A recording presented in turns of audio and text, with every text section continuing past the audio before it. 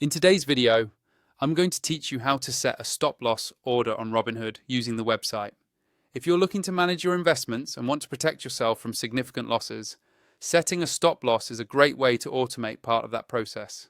We'll walk through each step together so that by the end of this video, you'll feel confident enough to go into your Robinhood account and set up a stop loss for any stock you own. Let's start by heading over to the Robinhood website and logging into your account. Make sure you're using a secure connection and that you enter your credentials carefully.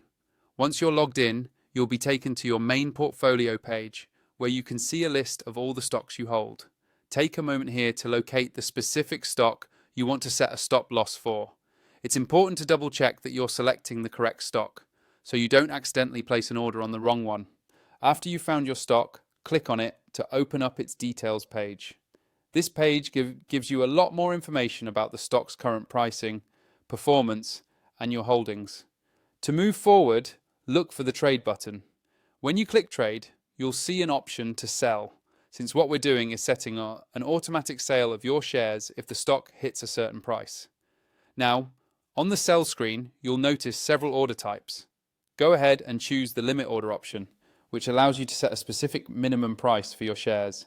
But to set up a stop loss, you'll need to access more advanced settings. Look for a small gear icon labeled Advanced Options and click on it. This will open up more choices for how you want your order to be handled. From here, select Stop Loss as your order type.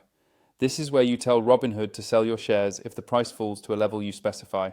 You'll be prompted to enter a stop price, which is the price at which you want the sale to be triggered. Choose this carefully, based on how much risk you're willing to tolerate. Next, you'll need to set your limit price.